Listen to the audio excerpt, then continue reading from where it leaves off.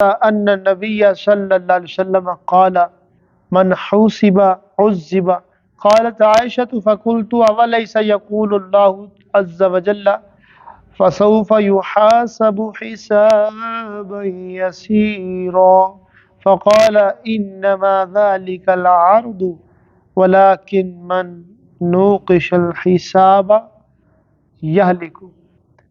امام بخاری حدیث نقل کرتے ہیں حضرت ام المومنین عائشہ الصدیقہ سلام اللہ علیہا وعلی زوجہا، آپ روایت کرتی ہیں کہ نبی کریم صلی اللہ علیہ وآلہ وسلم نے ارشاد فرمایا، جس سے حساب لیا گیا وہ اللہ کے عذاب سے بچ نہیں پائے گا۔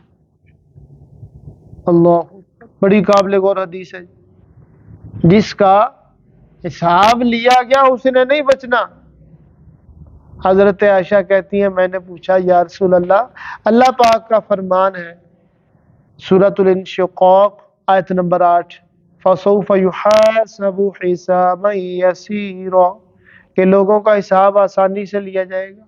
تو نبی پاک نے فرمایا انما ذالک العرض، اس کا مطلب یہ ہے کہ ایک ہے حساب کے لیے پیش کرنا اور دوسرا ہے پائی پائی کا حساب کتاب لیا جانا۔ یہ جو آیت ہے نا یہ حساب کے لیے پیش کرنے کے متعلق ہے کہ لوگوں کو آسانی سے پیش کر دیا جائے گا تو اگلا کام بڑا ہوگا، ایک ایک چیز کا ایک ایک سانس کا حساب دینا، ایک ایک لمحے کا حساب دینا۔ تو دعا یہ کرنی چاہیے اللہ ہمیں بے حساب بخشے۔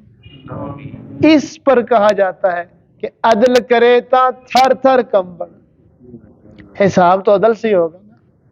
میزان وَنَضَعُ الْمَوَازِينَ بِالْقِسْطِ، انصاف کا ترازو ہم رکھیں گے تو عدل کرے تے تھر تھر کمبڑ، اچیاں شانہ والے فضل کرے تا بخشے ویسن میں ورگے مکالے۔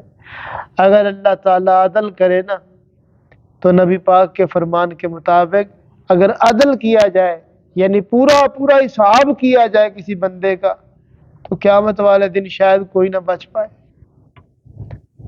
اور فرمایا کہ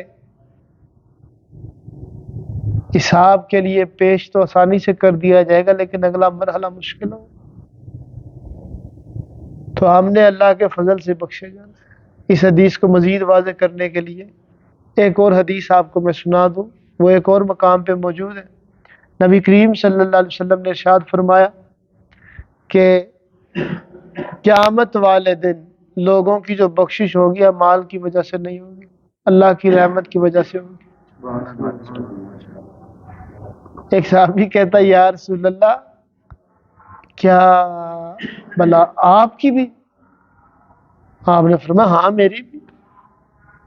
اللہ، میں بھی اللہ کی رحمت سے بخشا جاؤں۔ اس کا مطلب یہ نہیں کہ آپ کا مال کم ہے، بلکہ جس کی بخشش ہونی ہے رحمت الہی متوجہ ہوگی تو اس کی بخشش ہوگی۔